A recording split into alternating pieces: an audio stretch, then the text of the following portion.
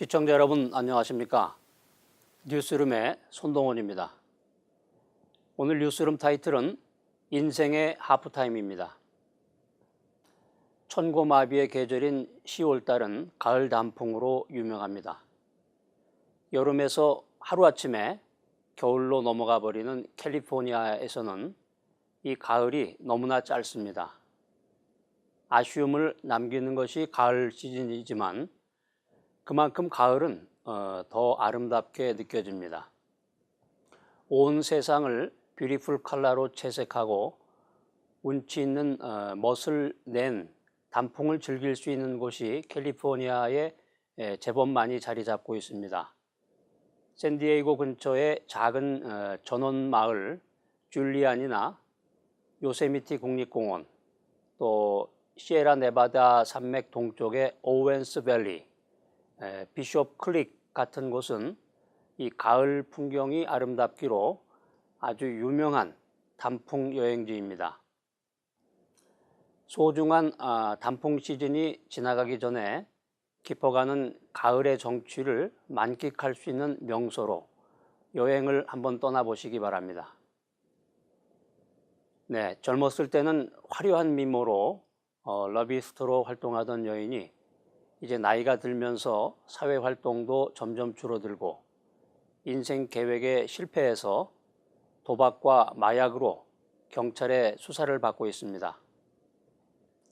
이렇게 인생의 극과 극을 달리고 있는 사람들이 뉴스에 종종 보도가 되어서 사람들의 이목을 집중시키고 있습니다. 최근에는 황혼이혼이 급증하고 있습니다.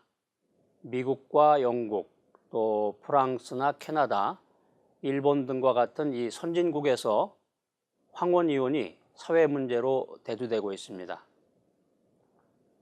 미국 사회는 2010년 엘 고어 전 부통령의 이 갑작스러운 이혼 발표로 멘붕에 빠진 적이 있습니다. 고등학교 연인으로 만나서 40년 동안 성공적으로 4자녀를 키운 행복한 부부의 전형적인 모델이기 때문에 그만큼 사회적인 충격이 컸습니다. 당시의 뉴스위크는 고 부부가 황혼 이혼에 새로운 파도를 이끈다라는 이 제목의 기사에서 이들의 황혼 이혼을 몇 년 안에 죽을지도 모른다고 생각하면 내릴 수가 없는 새로운 선택이라고 분석했습니다. 계속해서 뉴스위크는 늘 새로운 시대를 개막했던 이 베이비 부모 세대는 결혼 생활에서도 새로운 혁명을 일으키고 있다라고 말하면서 고 부부의 황혼 이혼을 새로운 미래의 징후로 명명했습니다. 이 급변하는 세상 속에서 우리들은 과연 어떤 인생길을 걸어가야 하는 것인지 다시 한번 생각해 보게 되는 가을입니다. 미국의 신학자이며 사회학자인 토니 캄폴로 박사가 95세 이상 된 시니어들을 대상으로 리서치를 했습니다.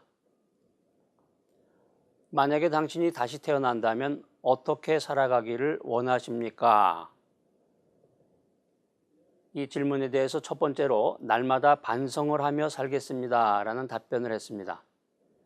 그동안 무심코 흘려버린 시간이 얼마나 안타까운지를 새삼 깨닫고 만약에 다시 태어난다면 매일 하루하루를 되돌아보면서 자신을 반성하고 또 더 나은 내일을 계획하며 아름답고 가치 있는 일을 하겠다고 대답을 한 것입니다. 두 번째는 이제 다시 산다면 용기 있는 삶을 살겠습니다 라는 이색적인 답변을 했습니다. 그동안의 눈앞의 이익을 위해서 양심을 저버리고 불의와 타협했던 자신의 어리석음과 진실을 말할 용기가 없어서 외면하고 산 날들이 인생의 마지막에 와서 뼈아픈 상처로 남았다는 것입니다. 세 번째는 죽은 후에도 무언가 남는 삶을 살겠습니다 라는 답변을 했습니다. 호랑이는 죽어서 가죽을 남기고 인간은 죽어서 이름을 남긴다는데 95세 된 시니어가 다시 산다면 이름을 한번 남겨보겠다고 대답을 한 것입니다. 네, 리서치에 응한 사람들은 자기 나름대로 인생의 목표를 세우고 또 꿈을 꾸며 달려왔지만 그것은 모두 물거품처럼 없어지고 마는 허망한 것이었음을 깨달았습니다. 그리고 다시 태어난다면 진정 가치 있는 것들을 꿈꾸며 살겠다고 말했습니다. 우리는 흘러가는 강물과 같은 시간 앞에서 오직 한 번뿐인 인생을 행복하고 올바르게 살기 위해서 하나님의 말씀대로 살아야지 이렇게 말하면서 마음을 돌이켜 반성하고 새로운 각오를 하고 또 새로운 결심을 하지만 제대로 실천되지 않는 것이 인생입니다. 흔히 중년의 위기라는 말을 많이 하는데 이것은 40대 중반을 넘어서면서 자신이 지금까지 살아온 인생이 과연 의미가 있는 것인지에 대해서 회의에 빠지는 것입니다. 내가 지금까지 열심히 살아왔는데 내가 가는 이 길이 정말 맞는 길일까? 그래서 어떤 사람들은 40대 중반에 위기를 맞아서 직업을 바꾸기도 하고 인생의 의미를 다시 한번 느껴보고자 배우자를 바꾸기도 합니다. 그러나 그 선택이 결코 옳다고 할 수는 없습니다. 청년과 장년만 인생의 의미를 생각하는 것은 아닙니다. 나이가 들어서 시니어가 되면 자신의 영향력이 점점 사라지다가 언젠가는 이 삶의 무대에서 떠나야 합니다. 과연 내가 살아온 인생이 올바른 것인가?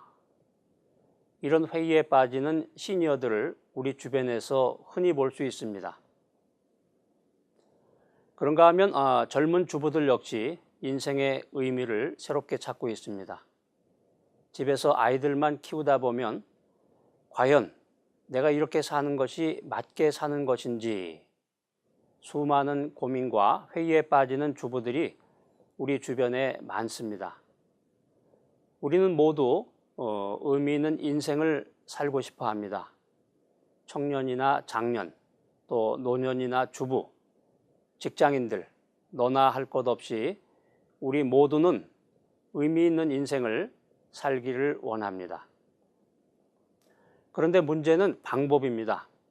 과연 어떻게 해야 의미 있는 인생을 살 수 있을까요? 네, 아서 골든이라는 이 크리스천 작가가 있습니다. 그는 어느 날부터인지 갑자기 무력증에 시달려서 아무것도 하고 싶지 않았습니다. 하루아침에 인생의 모든 것들이 의미가 없어 보였습니다. 그는 사실 유명한 작가였음에도 불구하고 자살을 결심하게 되었습니다. 몇 번의 자살을 생각하다가 마지막으로 그의 가장 절친한 친구인 의사를 찾아가기로 마음을 먹었습니다. 의사인 친구에게 자기의 마음을 솔직하게 이야기했습니다. 그 친구는 정신과 의사이자 상담가였는데 그 친구가 아서 골든에게 이렇게 물었습니다. 자네가 어릴 때 가장 좋아했던 일이 무엇이었는가? 생각한 끝에 아서 골든이 이렇게 대답합니다. 그래, 어릴 때 바닷가에서 살았는데 파도 소리와 함께 갈매기 소리를 듣는 것을 참 좋아했어. 그 의사는 다음날 10시에 만나자고 약속을 했습니다. 그 다음날 그 의사는 꼼꼼하게 적힌 4가지 처방전을 아서 골든에게 주면서 이런 주의사항을 알려주었습니다. 이 처방전은 아주 중요한 거니까 약을 시간 맞춰서 먹듯이 꼭 그 시간에 펴봐야 하네. 그리고 이 처방전을 그가 자란 바닷가에 가서 펴보라고 말했습니다. 아서골드는 처방전을 가지고 자기의 고향으로 갔습니다. 아침 9시에 첫 번째 처방전을 뜯었는데 그 처방전에는 여보게, 자네가 이 처방전을 열어볼 때쯤이면 자네는 바닷가에 있겠군.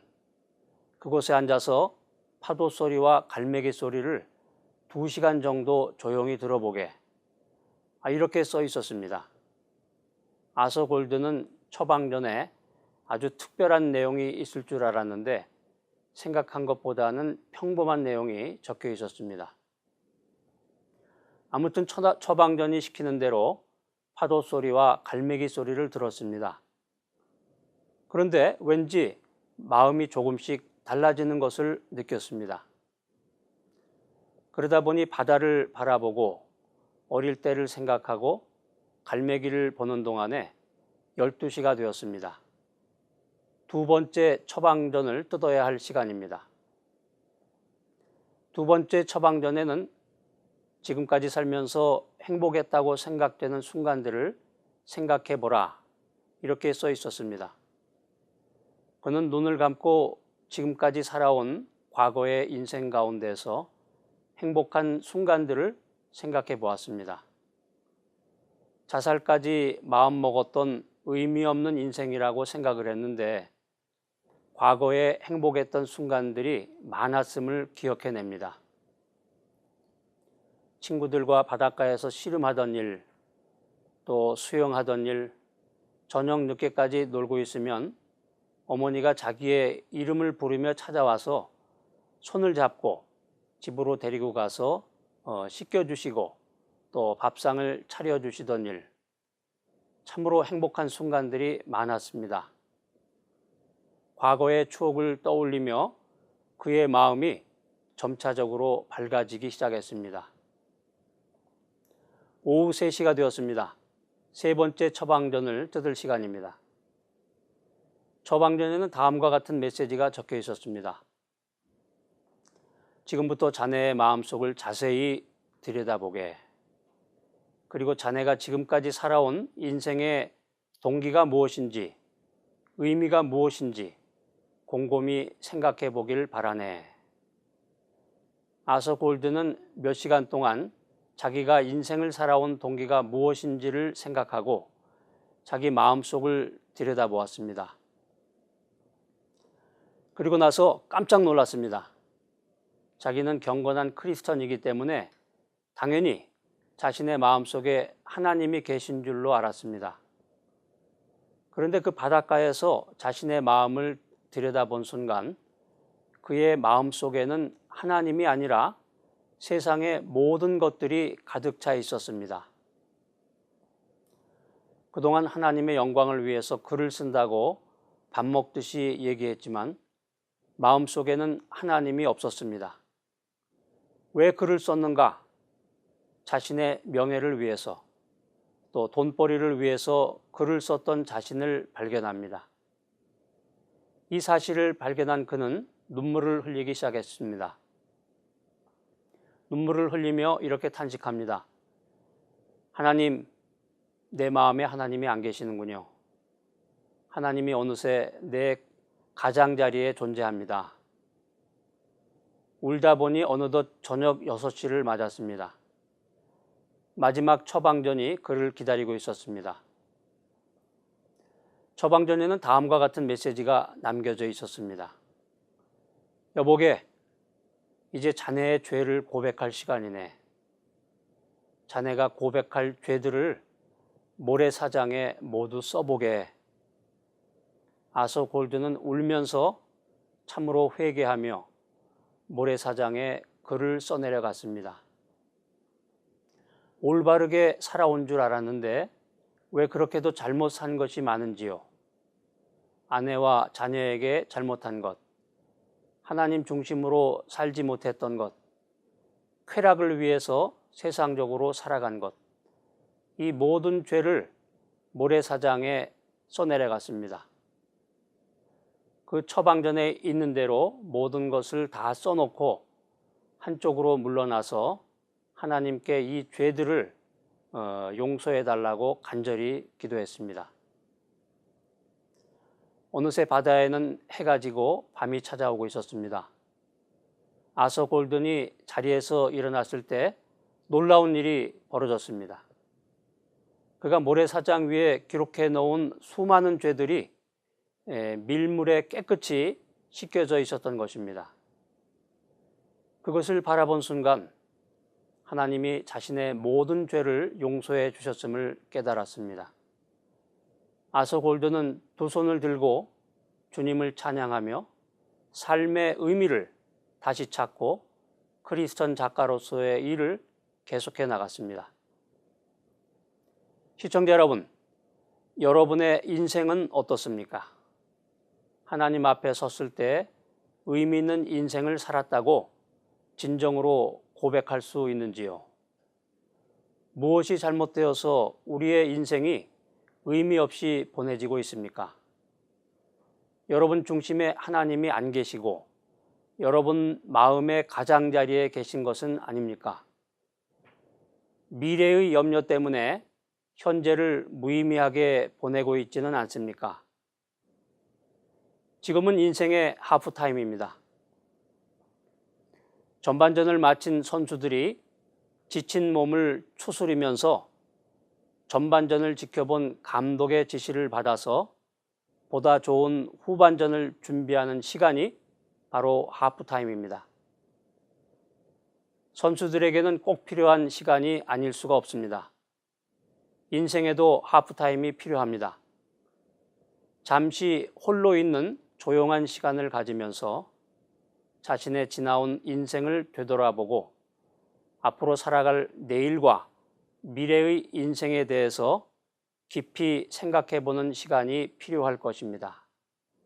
항상 바쁘고 성공을 목표로 살아온 인생, 그러나 뭔가 허전함을 느끼는 인생들에게 이 가을은 무엇이 진정 의미 있는 인생을 사는 방법인가에 대해서 진지한 메시지를 주는 중요한 시기입니다. 깊은 좌절이나 실패를 경험한 분들, 삶의 의미와 방향을 놓고 고민하는 분들과 하프타임을 이용해서 차 한 잔을 나누고 싶습니다. 시청자 여러분, 지금은 우리 모두가 의미 있고 유익하고 보람 있는 인생의 가을길을 걸어가야 할 때입니다. 이상 뉴스룸에서 손동원이었습니다.